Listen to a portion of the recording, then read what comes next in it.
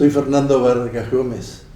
Hoy averigüemos está en el estudio de Rodolfo Esquenone, un pintor chaqueño de una gran proyección regional que define el perfil de toda nuestra geografía, tanto la natural, autóctona, como también la idiosincrasia del hombre simple, del hombre alejado de la ciudad y el que va transformando todo el medioclima y le da su impronta.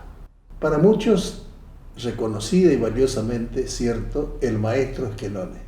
Sin embargo, es un hombre afable, amable, dulce, que ha hecho de la docencia permanente escuela de vida, enseñando, desarrollando talentos en mucha gente, y la investigación de sus obras muestran un análisis sociológico, antropológico del habitante de nuestra zona. Ver alguna de las obras, de las muchas que tiene Esquenone, es asistir a un boletín meteorológico, porque nos cuenta la estridencia magnífica del tiempo, del clima, que estalla de distintas maneras, todas con un golpe y un impacto en la psiquis y en los modos de vida de la población. Desde la sequía que nos muestra el desorden social que se produce dentro del pequeño villorio, del pequeño caserío, ante la familia que se ve con angustia, con ansiedad y terror, y también ante la inundación. Pero siempre hay vigente y constante en este relato algo colectivo. La familia no está disuelta, por el contrario, se mantiene cercanos e interesados en las pequeñas cosas individuales, escasas. La carencia se nota en toda la obra. Allí anida un sentimiento autóctono. Los rostros, por el contrario, no son de odio, son rostros de crispación. Son rostros que buscan, tanto en la mirada como en los gestos, clamando al cielo por alguna respuesta o pidiendo auxilio. Y en las relaciones que se ven en esos movimientos que congela este boletín meteorológico, también está el trato cercano de uno con el otro, mostrando que la alianza y la salvación vienen de las propias fuerzas interiores. Estas fuerzas están en todos los cuadros y es la naturaleza en explosión con una simbiosis con el ser interior, nuestro hombre litoraleño. Ahora averigüemos, va a entrar en detalle a conocer otros aspectos de la vida del gran maestro. El gran formato de la obra magna que es la sociedad rural, esa que usted señala, siempre en tamaño grande o reducida a la miniatura.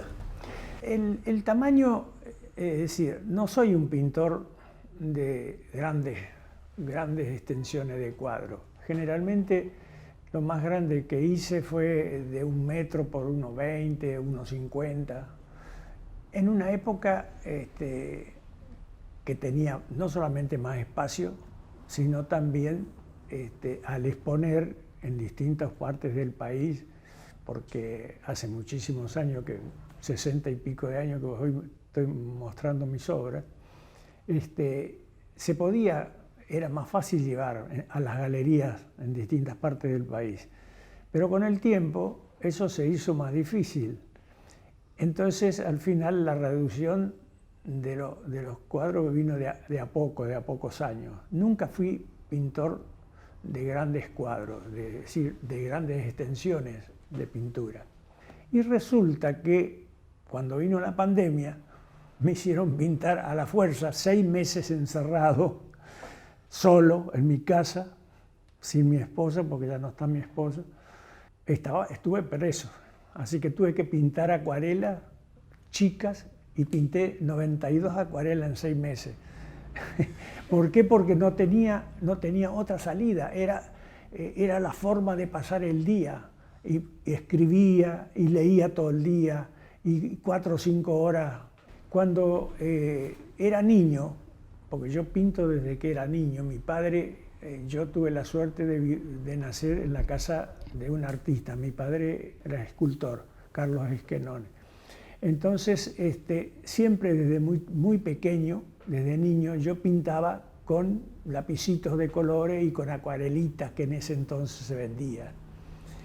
Pero ya a los 11 años, mi padre una vez viajó a Resistencia, porque vivíamos en el campo, en el interior, Campo Feldman, cerca de Quitiripi. Mi madre fue maestra rural durante 18 años ahí en esa zona. Vino a Resistencia y cuando volvió me llevó todo un juego de óleos debido a lo que me aconsejaba mi padre. Me decía que yo tenía que aprender a dibujar copiando de la naturaleza, copiando de lo que tenía alrededor. Entonces yo con mis lapicitos y mi lapicito de colores, con el tiempo después con la pintura, me ponía delante del paisaje, porque nunca uno hace una fotografía del paisaje, sino interpreta, es decir, toma solamente los elementos que le llaman la atención o que más le gusta reproducirla en el dibujo o en la pintura. Yo lo hice mucho por consejo de mi padre, copiaba de la naturaleza. Él mismo me decía, fíjate aquella luz, mirá cómo pega allá, rebota allá, hace reflejo, fíjate la sombra como hace, mira esa forma, cómo se ve más intensa del lado del sol. Y todo ese razonamiento me lo hacía hacer mi padre, que es un artista. Todas las formas que yo hago, por ejemplo este cuadro surgió con una idea. El atardecer a veces es de una idea, a veces es nada más que de una mancha que vengo que no tengo nada, y a veces por alguna circunstancia, a veces o angustiosa o de felicidad de mi vida, que me impulsa a expresarme a través de la pintura. A veces son todas cosas, circunstancias. Sí, convergencia. Entonces, eso es el factor desencadenante del cuadro. Pero yo no sé cómo voy a terminar, ni cómo voy a continuar. Empiezo con un tema, y a veces voy modificando, y a veces pinto una figura o un espacio de color que me encanta en el momento, pero a medida que voy trabajando voy modificando y voy complementando, agregando y sacando. Tenía al principio nada más que 4 personajes y ahora ya, si cuentan, tienen unos cuantos. Es decir, ¿cómo nació el cuadro? Nació con este rojo. Este era el fondo total del cuadro. Y lo único que quedó, esto es un poquito más oscuro acá. Y así fue, de a poquito fui modificando. Es decir, voy componiendo el cuadro, pero también porque voy componiendo en mi interior. Es decir, voy sacando, modificando, a veces la actitud, la forma, a veces más abstracta, a veces más figurativa, a veces muy detallista, a veces son nada más que pinceladas que parecen cosas, a veces son con la espátula, a veces raspo. Esto, por ejemplo, que está acá, al principio nació como una laguna, y después le empecé a poner algunos colores, y después está raspado es decir, uso todos los recursos que en el momento tengo a mano. Es decir, porque si yo tengo muy planificado lo que hago, ya lo tengo resuelto. Es decir, claro, dentro mío es como si yo lo hubiera resuelto, ya, ¿para qué lo voy a pintar? Entonces, yo me voy identificando con el cuadro, y mi cuadro es parte de mi vida. Lo que yo fui en ese momento está reflejado fielmente ahí. El testimonio más fiel de lo que yo era en ese momento. Por eso ese cuadro es tan diferente a aquel, por ejemplo, que está allá atrás. Y así todos los cuadros. Entonces, por eso nunca pude pintar 2 cuadros a la vez. Yo me di el lujo, siempre decía eso porque es la verdad, siempre me di el lujo de trabajar 49 años en la Universidad Nacional del Nordeste para darme el lujo de pintar lo que se me da la gana. Porque mi finalidad nunca fue ganar plata con un cuadro. Lo vendo porque si no, yo tengo que comprar materiales, tengo cosas, sino de dónde voy a sacar los medios para eso. Además, otra cosa, los materiales cuestan muchísimo. Yo pinto desde el año 70, 71, pinto todo con pintura y materiales importados. O sea que tiene cierta garantía de calidad con los años, ¿no? Trabajaba 8 horas en la Facultad de Humanidades, 3 horas en el taller de artes visuales, que eran 11 horas, y después venía 2 horas entre las 9:30, 10 de la noche hasta las 12 de la noche. A veces me pasaba y llegaba a las 12:30, a la 1 y todavía estaba pintando y me daba cuenta que al otro día a la mañana a las 5 me tenía que levantar porque a las 6 tenía que estar en la facultad. Pero uno cuando es joven aguanta cualquier cosa, por eso siempre andaba estresado y cansado. Y bueno, qué sé yo, hice tantas cosas. Sus obras telúricas, yo las diría, muestran la crispación, la ansiedad y son una suerte de reportaje social de la vida de entrecasa frente a la adversidad. Por ejemplo, los cuadros, las series sobre inundaciones, pero sin embargo muestran la industriosidad del caserío y de sus habitantes, todos entrelazados en una simbiosis de síntesis de sus habitantes, sí. Los quehaceres que no cesan y también dentro de la adversidad dominante que prevalece. ¿Eso lo hace de memoria también? Sí, así? Lo hago de memoria, ¿por qué? Primero, porque nací en la zona. Decía, yo nací en Corrientes, en la capital, en la casa de mi abuela. En ese entonces era tradicional, soy el mayor, tenía que nacer en la casa de la abuela materna, ¿no? Mi madre, toda la familia de mi madre son correntinos. Y nací allí, mi madre ya era maestra rural también, en un pueblito del interior del Chaco, y se casó y después yo fui a Corrientes para que yo nazca. Yo soy el mayor de los 4 hermanos. O sea que no solamente nací en Corrientes, sino desde muy niño viví en el interior del Chaco, en pueblitos del Chaco, donde mi madre era maestra rural. Después viví en Saizpeña, viví en Quitilipi, en el lote rural 43, cerca de Quitilipi, a 25 kilómetros de Quitilipi. Conozco todo el monte porque estábamos todos los días metidos en la laguna. Teníamos una laguna detrás de casa, a 100 metros detrás de la escuela. Teníamos una enorme laguna de 4 kilómetros. Y vivíamos con la naturaleza, con los pájaros.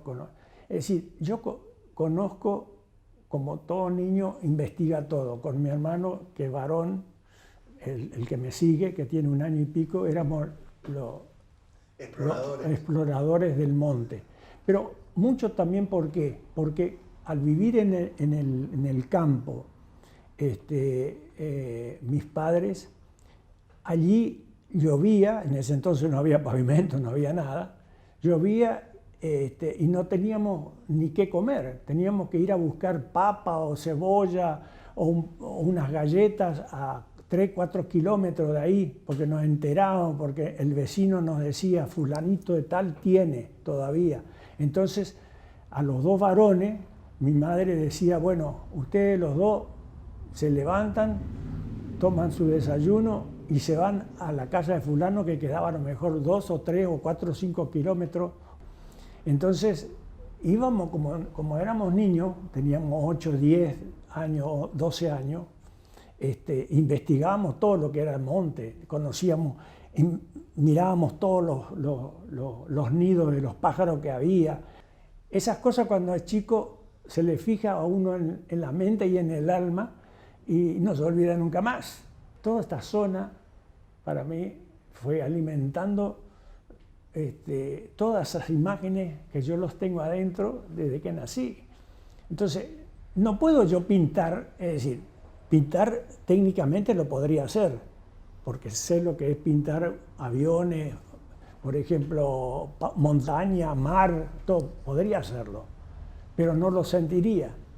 Es decir, sería una cosa ficticia, es decir, nada más que acartonada, diría.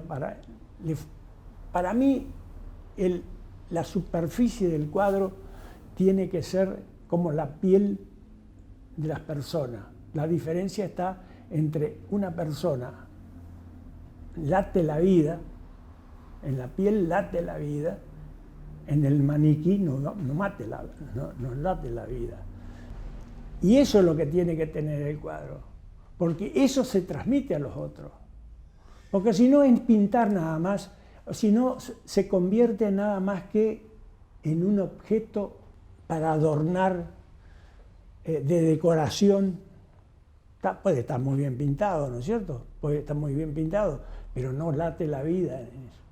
Y ahí está la diferencia entre el artista y el pintor. A veces yo pinto porque he sufrido mucho una cosa. Y tengo cuadros a veces terribles, desde el punto de vista de los que expresan, pero siempre en algún rinconcito del cuadro hay algo optimista, hay algo bueno diría en el sentido de la trascendencia, ¿no? Sí. Yo creo que usted rescata en la obra la valiosa, colorida y mortificada vida de la gente común, aquella que no tiene una representación y con frecuencia es olvidada y no está en la gran vía. Sin ser el inframundo, es gente que está en otro mundo, en las cosas que no están en la bolsa, que no cotizan, pero es la vida cotidiana que va haciendo el conjunto. Y porque eso es lo que me importa, eso es justamente lo que me importa, porque yo creo que la esencia de todo el poblador originario de esta zona fue tan laborioso que no le interesó los grandes mercados. Le interesó el sacrificio, el educar a sus hijos, vencer las dificultades a pesar de todo. Mis padres fueron así y yo también, yo fui así. Yo no tuve estudio universitario, pero la universidad me formó, porque estuve 49 años en contacto con gente que sabe mucho, y la aproveché al máximo, porque me ayudaron siempre me ayudó la universidad, me abrió el mundo. Yo lo veo simbolizado en una constante de una figura que pueda parecer intrascendente y pequeña, pero que simboliza lo máximo del pensamiento que se eleva y se sobrepone a todas las cosas, que es ese pajarito que es una constante en toda su pintura, y es una suerte de Cronos, un vocero del tiempo, está en el aire, muda, se mueve, no tiene referencia, es libre. Bueno, voy a contar una cosa. Cuando era niño, amaba a los pájaros. Pero cuando uno es niño, cree que atrapándolo y teniéndolo, lo puede dominar, puede ser de uno. Entonces yo no entendía que no tenía que hacerle mal a los pájaros. Para mí no era hacerle mal, sino atraparlo, era tenerlo para mí. Entonces lo cazábamos, lo teníamos en jaulita. Teníamos pájaros en casa, por ejemplo, teníamos pájaros como el boyero pico blanco, la calandria, por ejemplo, que son muy domésticas. La teníamos suelta. Y solamente de noche la íbamos y la poníamos en cosas. Entonces ellos venían volando y comían en nuestra mesa, no paraban arriba de nuestra cabeza acá.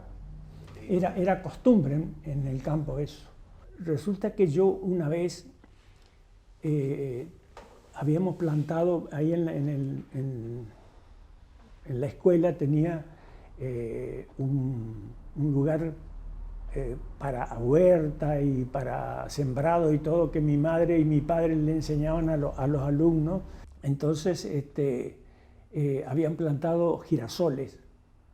Y los girasoles son tan magníficos y tan maravillosos de color, y se había llenado de pajarillos, es decir, todos los pequeños pajarillos esos de colores. Eran tan hermosos que yo con la onda las quería cazar para tenerlos, ¿no es cierto?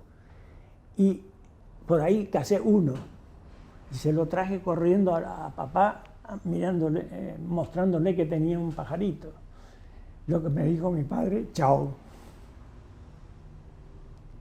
Me demostró que era lo peor que podía haber hecho, matarlo. Eso me quedó para siempre.